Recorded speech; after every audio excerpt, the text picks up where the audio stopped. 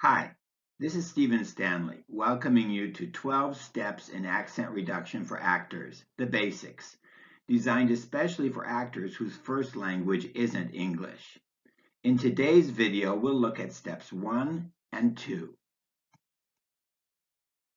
If you're an actor who's learned English as a teenager or as an adult, and you want to reduce your non-native accent, you need both a good ear and the ability to mimic. But that's not all. A non-native speaking actor must take a systematic ESL-based approach when learning lines in English as a second language.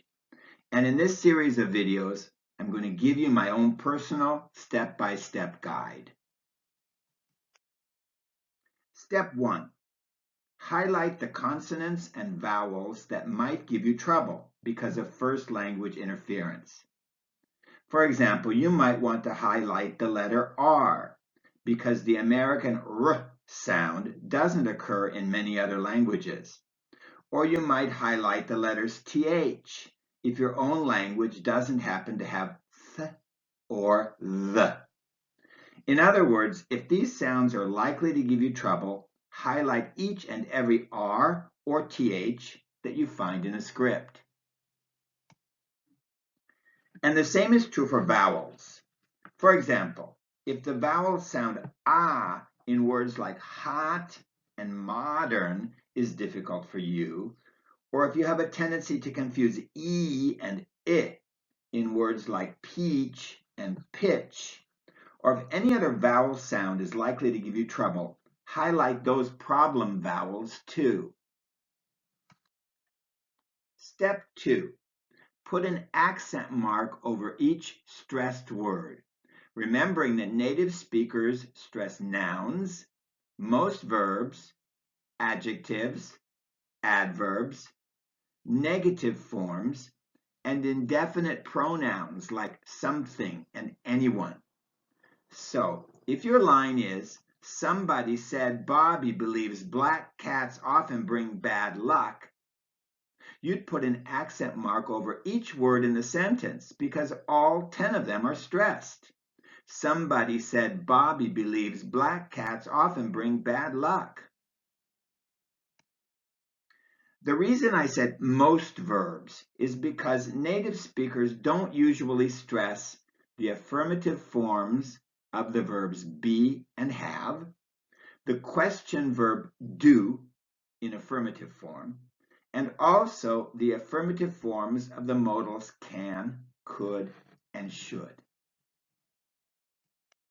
Here are some example sentences with unstressed verbs. John is a great friend.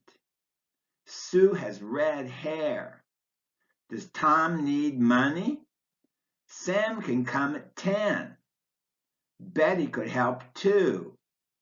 Bob should arrive soon. You will also want to put an accent mark over the main stress syllable of every multisyllable word.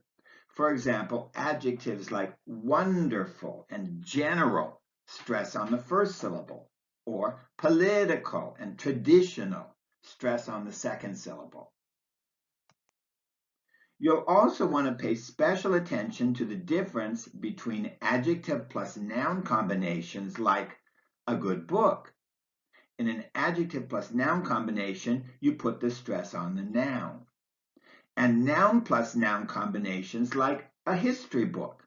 In a noun plus noun combination, you put the stress on the first noun. A good book. A history book. Don't put an accent mark over pronouns or possessive adjectives like I, she, me, him, my, her. Articles, a, and, the. Prepositions like in, at, on. Conjunctions like and, but, for. Except when they receive special emphasis, as in the following examples.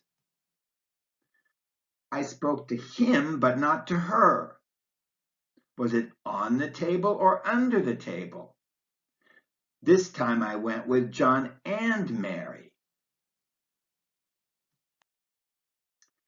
Prepositions are also stressed in phrasal verbs. In other words, verbs where the second word changes the meaning of the verb. For example, when you say, I grew up in California, you stress up and not grew. The same is also true when you say, I take after my father, and also when you say, I can't figure out the solution.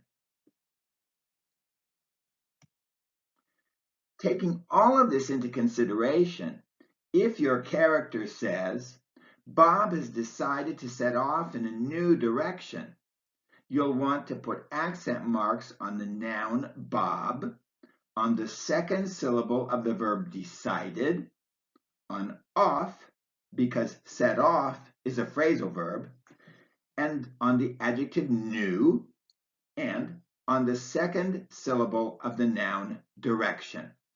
Bob has decided to set off in a new direction.